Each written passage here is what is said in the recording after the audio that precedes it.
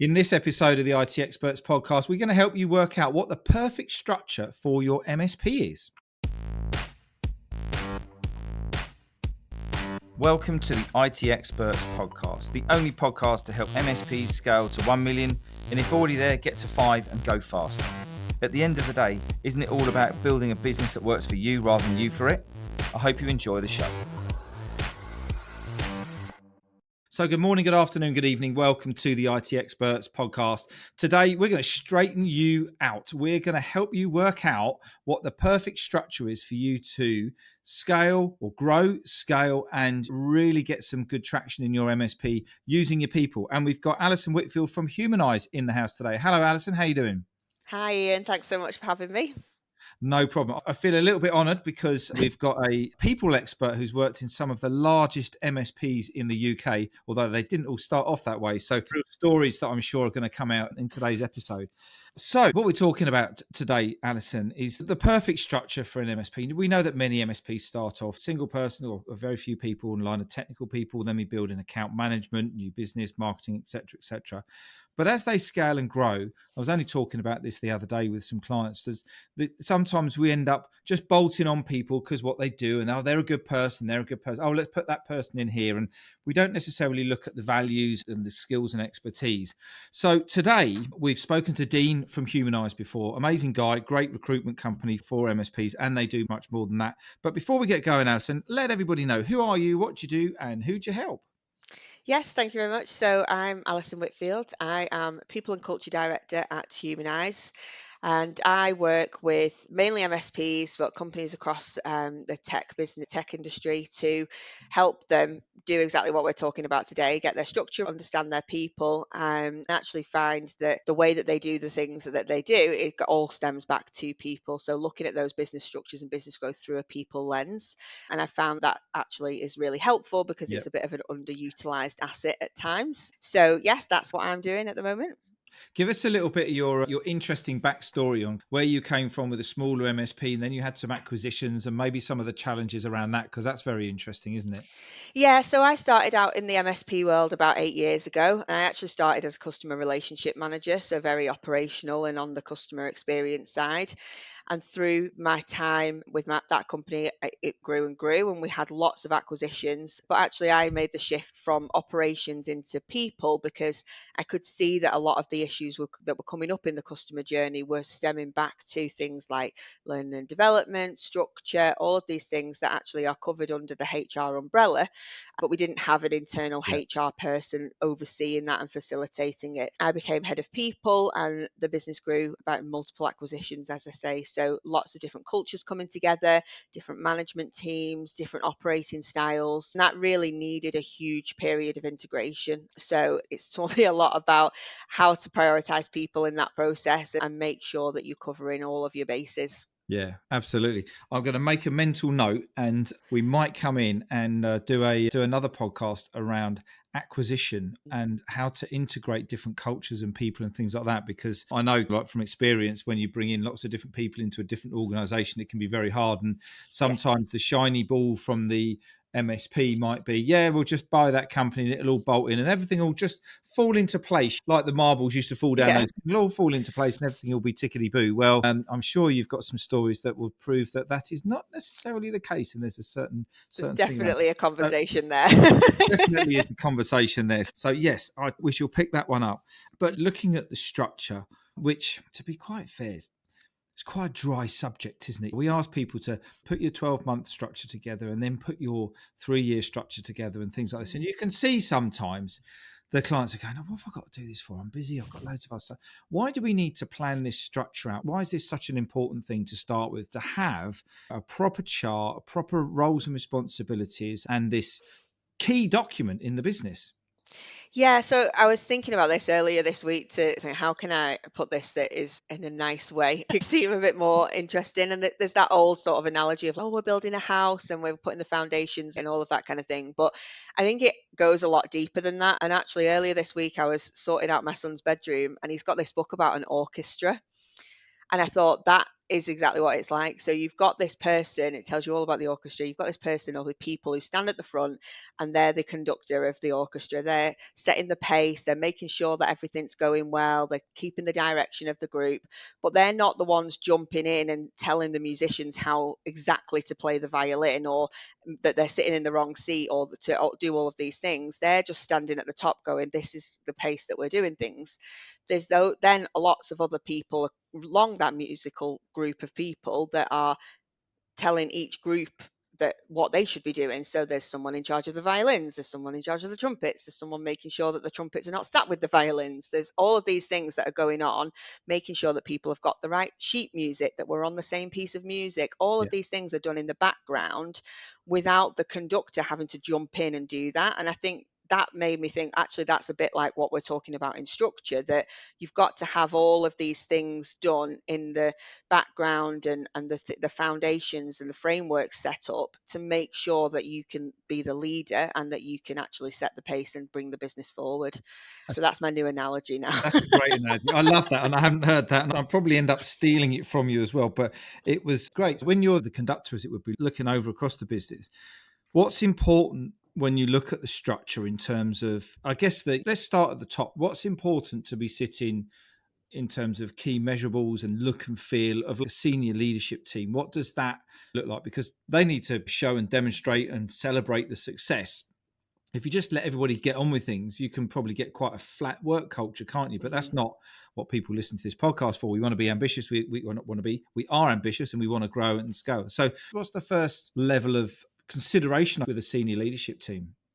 So I think ultimately you all have to be on the same page in the senior leadership team of what your business is doing and why it's doing it as well. So in a lot of the MSP world and the businesses that I've spoken with and worked with, ultimately a lot of them are selling the same product, so Yeah, there's not many out there that are doing something completely different, but it's why you're doing it and yeah, why you want to be different than other businesses. And if everyone in the senior leadership team is on the same page there, then you can start thinking about, okay, so when we now that we know what we're doing and why we're doing it, we can start thinking about how we're doing it.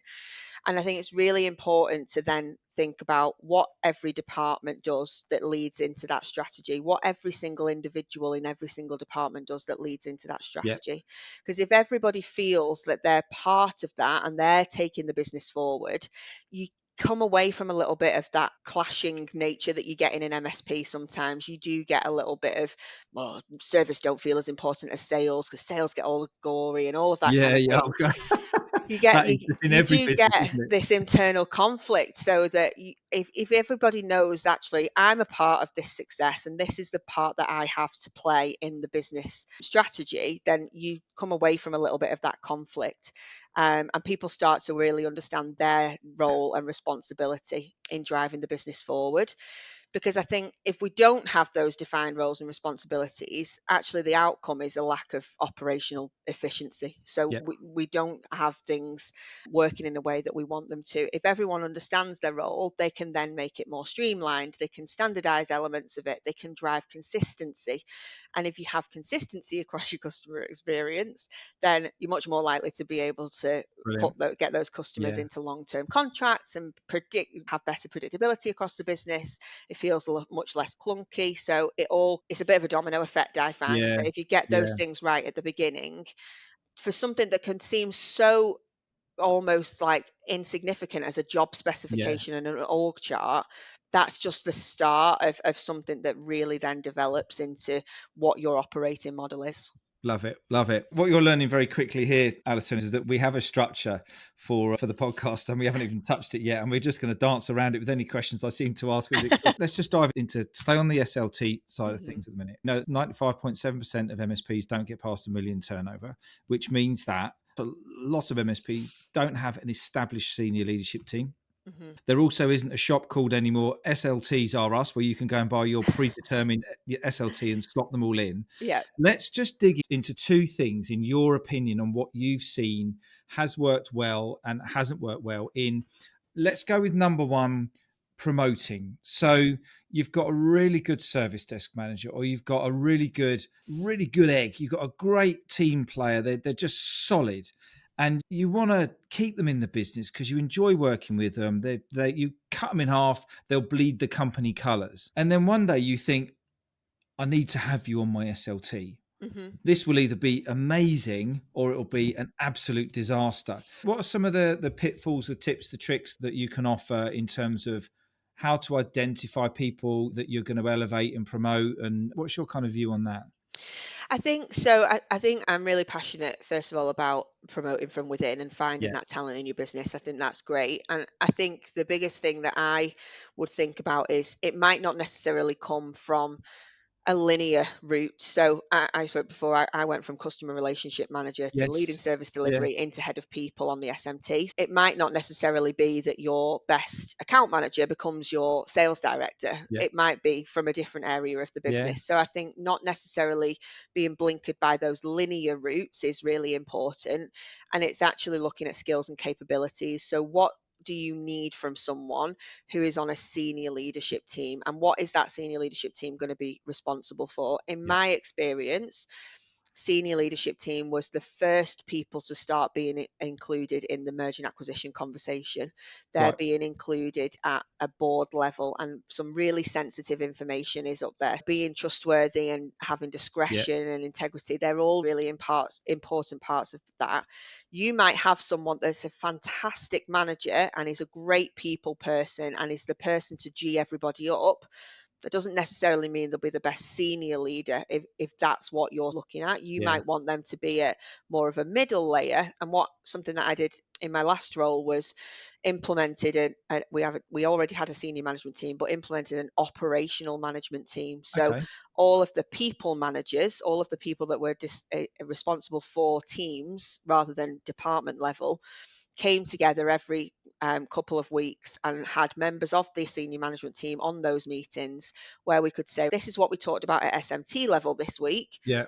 How can you be part of that to make sure that information is flowing from us to the teams, Yeah. especially if you're working in hybrid or remote, or you've got people all over the country or all over the world. You want to make sure that communication flows into the business really well, and again, that is Yeah. about structure. So Yeah. where are your staff at the ground level getting their information, and is that accurate? Because if it's coming through lots and lots of different levels, then it's a little bit like Chinese whispers. Things get changed and people have different agendas around comms. So that all leads into how you set those teams up for success. So it's funny you should say that. When I was in corporate, I got to SLT level and got exposure to the board and had the employee engagement surveys come out, and we were party to the delivery of these.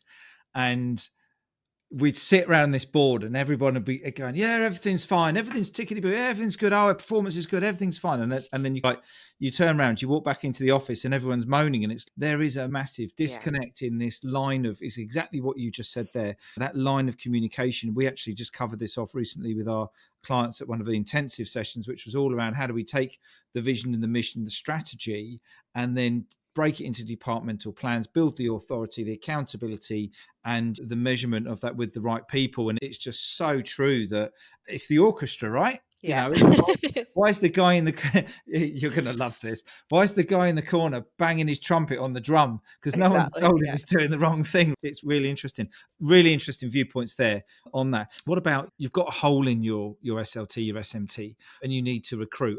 I have just had the same conversation with our leadership coach Julie yesterday on a separate podcast, so I'm not going to say anything I just mentioned there. But how would you approach that if I need somebody in this position? How do you assess their roles, their profile, how they're going to fit in? What do you look for? I guess this is playing straight into Humnize's into You've what you do, accidentally really, given isn't us it? a plug there, yeah. There's a plug, isn't it?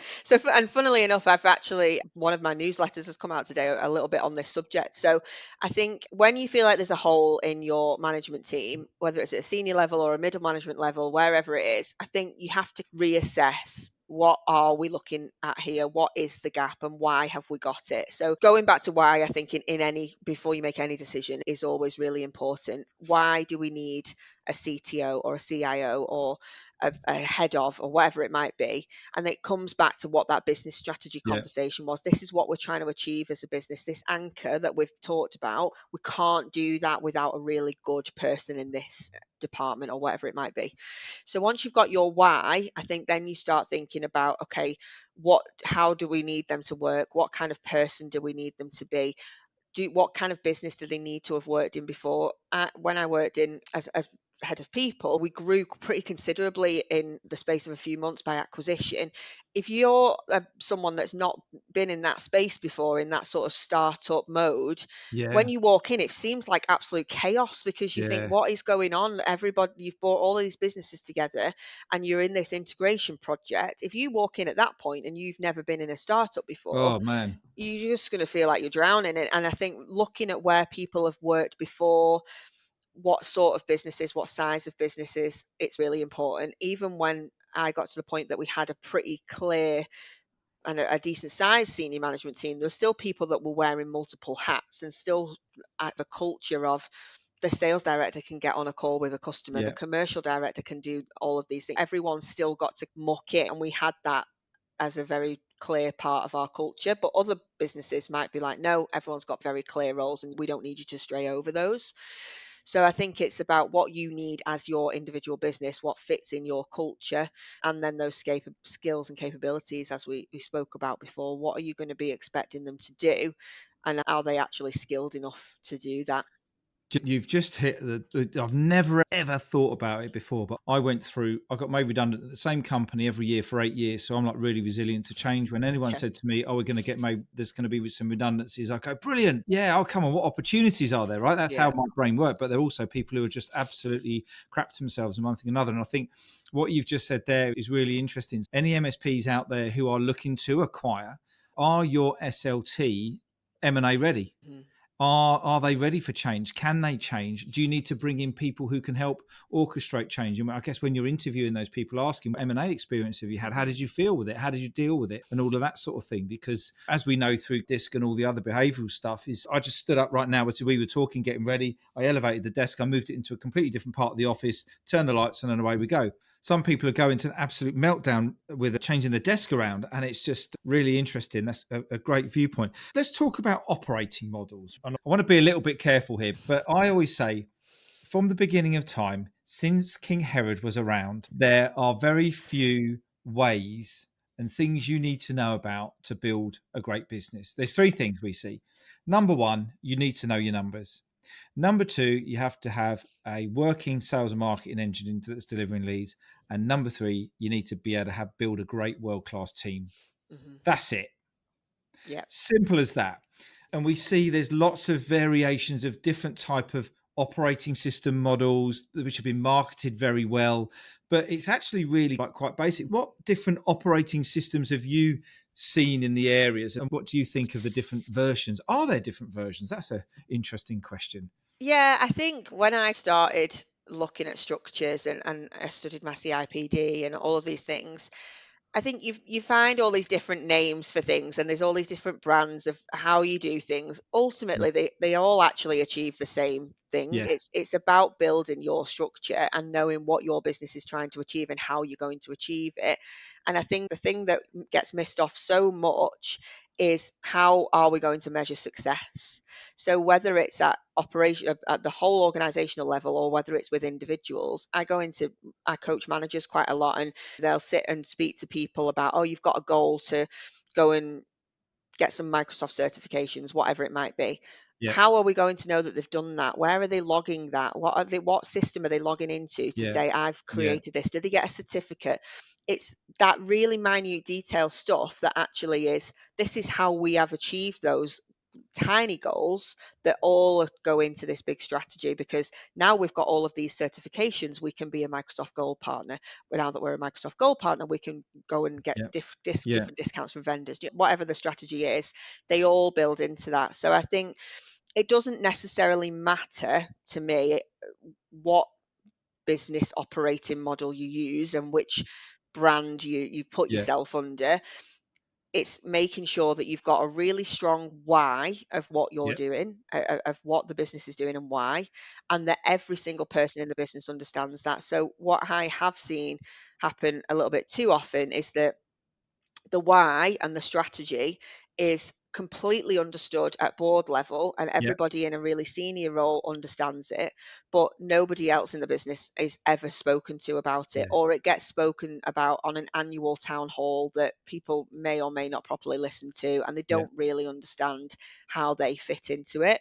The difference that I see is when you work in an MSP that everyone does understand that strategy, everything shifts, because it comes down to when you then start making decisions on what you sell, how you sell it, which customers you bring in, all of those things.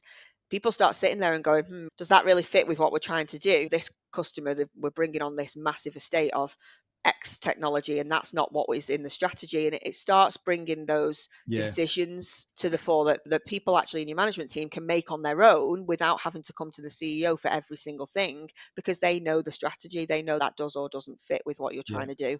And I think that's what's important, rather than which specific methodology or Model that framework you're to using use. Yeah, is it this? Because it is ultimately, isn't it? In 30 seconds, it's vision, values, missions, get that clear, yeah, having a clear strategy, having departmental plans, having high level plans, having each individual, every single person who's working in an MSP, whether they are tightening screws on a laptop in the back office or they are at the front delivering a presentation to thousands of people about cybersecurity, every single person must be working out and working away to deliver the strategy. yeah, Is that increasing revenue? Is that increasing client retention? Is that increasing new sales? What's going on? Is that increasing the portfolio?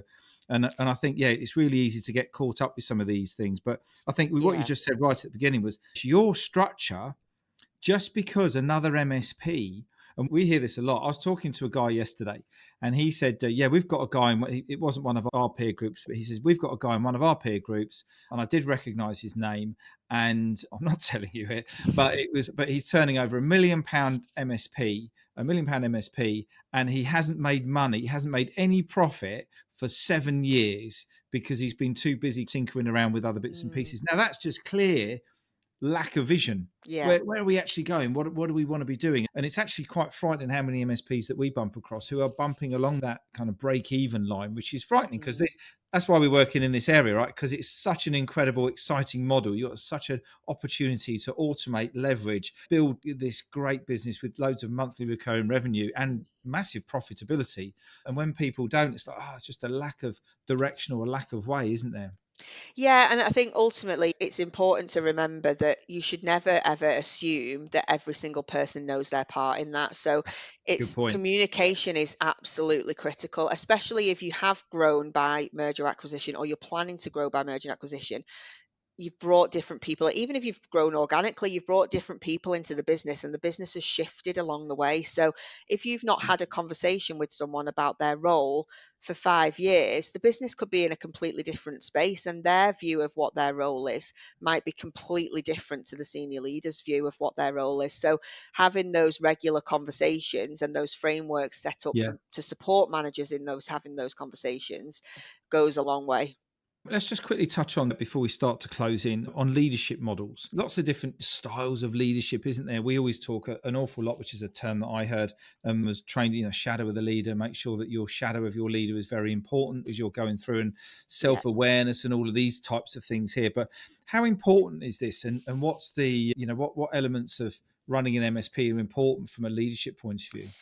Yeah, I think again, ultimately, it comes down to a little bit of what kind of business do you want to run. So I've never really been in a business where everyone sits there and says, I am an autocratic leader. I am this Yeah. type of leader. We Yeah. don't use those terms in normal day to day work. But what we do is make sure that we build senior leadership teams that are on the same page. Yeah. So if you want to build a business where the senior leadership team is hands off and they want to be doing the strategy and not getting involved in the day to day, then you have to have a really strong management team underneath you to be able to do that, because someone's got to get in the weeds and someone's got to do the Right. detail. Whereas if you're maybe a little bit smaller and actually you don't need a senior leadership team and all these managers and all of these heads of department and whatever it might be, you've got to then put senior leaders in that are passionate about the Yeah. detail, because if you put a commercial director or a sales director or a CEO or whatever that's actually not that bothered about how you do Yeah. things, people will get frustrated because someone's got to deal with that detail. Someone's got to decide which specific technology you're using for project management. And if someone just sits at the top level and goes, I don't care, just go and get on with it, Yeah. then that's not directing a strategy, that's not keeping things consistent. So I think it's understanding that what kind of business do you want to run, and what then that filters down into your structure, and what kind of levels that you need and what type of leaders you need.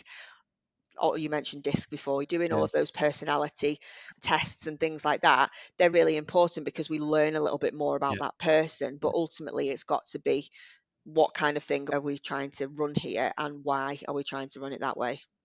But it actually just boils down to, doesn't it? Whatever you've just mentioned there, 4 layers of structure, because you were working in MSP where there was 120 people, I think, at its Yeah, peak, wasn't there? yeah.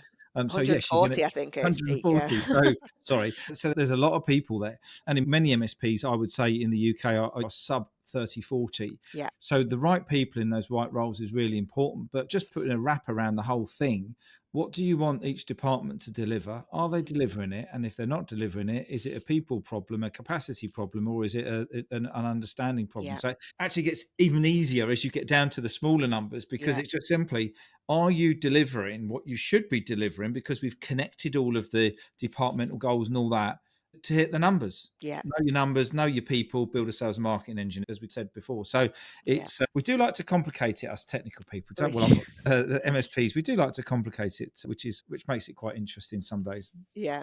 And I think there's a great trend emerging at the moment where a lot more leaders and people with leadership experience are looking at fractional roles. So if you Yeah, are a smaller business and you think, I can't afford to have a full-time CIO, or yeah, there's no need for me to have a CTO because we're just not that big, that's fine, maybe until you come to do that merger or yeah, acquisition, or you come to do that big project. And there's options now to bring someone in on yeah, temporary basis and for them to yeah. really understand your business quite quickly, because they've got that core skill set of a leader, and all they've got to do is then meet your key people, and kind of slot in, do the project, and potentially go away again. And you don't necessarily need to have someone there all the time and commit to this big six-figure salary that's a massive job that are in some big tech companies. There are options and flexibility now around how you do that. And I'm going to absolutely just go against all the grains and do a reverse plug. That's what you guys do at Humanize, isn't it? Yes, yeah. Yes, it is. And I know you. I know that. I know you were trying not to say that, but when I first met Dean, this was the thing I loved, was the fact that, and his concept. You'll have to let me know if this is slightly out of date, but it was that we're going to recruit the right people. But if you can't find the right people, we're going to help. We're going to put some people in your place Hmm. that you've got on the books that will help technically wise or whatever it is that kind of goes in, and then the thing Yeah. like that. So when you are recruiting a fractional person, which you can do through Humanize should you wish. What do you need to look out for? What's the thing? Because this is something we don't really deal with that much. We do have, Mhm. you end up with a couple of people who kind of bob around the channel, and it's normally finance is where we normally see Yeah. those senior people. Not necessarily technically, they've grown up on their own, and most MSPs, if you get the account management and all of that kind of good stuff working properly, then sales and marketing needs to be fairly lightweight anyway for most MSPs. But Yeah. if you want to bring in a senior fractional person who is going to cost some money, what do you need to be thinking or considering or that? Yeah, so I think again, we talk about role and Yeah. expectations. So I think any good project that you're running, you need to make sure you've got a really good definition of what that scope is going to Right. be. So when you're Okay. Good bringing stuff. that Yeah. person in, what are you bringing them in to achieve? Because it's not a long-term plan. You're not bringing them in to do a 3 to 5 year plan. You might even be talking 3 to 6 months. Yeah. So what is the key deliverables of that person coming into the business on that fractional basis? Yeah. You want to make sure that's really well defined. I think bringing someone in that makes understands the industry, understands Yeah. the business that you're in, has worked in that type of an environment before.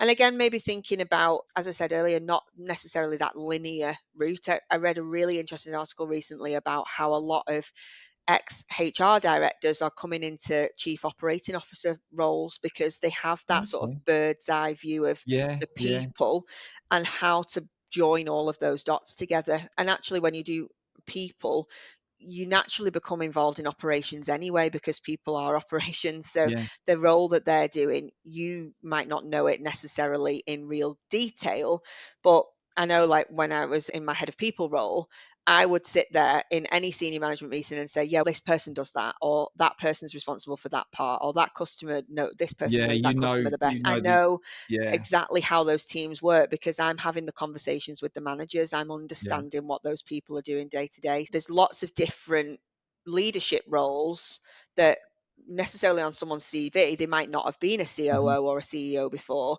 but there's all of those transferable skills that actually they've worked on massive merger and acquisition projects, they've worked on business transformation. What can they bring to the business Yeah. in that really short amount of time because they've done it before? Brilliant. Absolutely love it. Alison, thoroughly enjoyed our time today. I think we could sit here and chatter all day long, which we're not going to do. But just as a bit of a summary, what's your headlines for walking out of this show today and leaving with the MSPs? Yeah, I think if you're an MSP and you're looking at your structure and you're trying to understand your operating model or implement something, I think don't be concerned too much about what other businesses are doing. There Okay. isn't a one size fits all when it comes to this. It's about understanding your why as a business, understanding your own people and culture. Yes, go out and do the research and look at the different options, but ultimately, I think your data is the most important thing, understanding your management team. And I think a really key thing is having someone in the business that can facilitate all of that. So if you are thinking about having this big change project, who is going to manage it? Who's going Yeah. to facilitate that? Because if you have got quite a small management team, it might already be too much on top Yeah. of the day to day. So there's thinking about how you're going to implement it as well, because it's definitely not something that happens overnight. And that's the conductor we were talking about at the beginning. And it also, the conductor doesn't have to be the MD or the business owner, does it? No, exactly. I think there's leadership qualities across your group, and with potentially even if you bring in an external, it could be that person who's the conductor and the facilitator of Yeah. it all because they can take that bird's eye view of Yeah. everybody in the business. So, yeah, if you want to keep your MD or your CEO at that strategic level, they don't necessarily need to be the one to get into Yeah. the detail. Because it's only a project at the end of the day, isn't it? If you are having a Exactly. Yeah. restructure and a reorganise, and you're going to spend 3 or 6 months just working out who's the right people in the right roles, then it's only a project. It will be done. It's just like the fractional thing you were talking about, Yes. wasn't it? Yeah. Absolutely. Amazing, great stuff, Alison. If anybody wants to continue the conversation with you, how do they get in contact with you? Yes, I'm on LinkedIn. So Alison Whitfield on LinkedIn. You can connect with me there. My email address is alison@humnize.com. So that's HUMNIZE. Or you can just go to humanize.com and read a little bit more about what we do. We've got a contact form on there, and one of the team will be in touch with you. And yeah, they're probably the quickest ways to get hold of us. Fantastic. Lovely stuff. Look, good luck this year. Good luck with everything in your role and everything you guys are doing. And Thank I'm you so sure we will much. be speaking very soon. Yes, thank you Until very next much, time, Ian. take care. See you soon. Thank you. Bye now. Wait. Just before you go. And if you're curious about how this episode links with the ability to scale your MSP to $1 million, or if you're already there, accelerate to 5, then we want to invite you to come and take the MSP Mastery Quiz. And in just 3 minutes, you're going to get a 360-degree scan of your business where you can identify the 1 or 2 tactics that can help you find more time, engage and align your people, and help generate more leads in your MSP. It's really simple. Just click on the link in the show notes. And if you have enjoyed this episode, we'd love to get some feedback from you by means of a rating, review on Spotify or iTunes or your podcast platform of choice. We really appreciate every single one of them. Now you can go and enjoy the rest of your day, and we look forward to catching up and connecting with you soon. All the best now.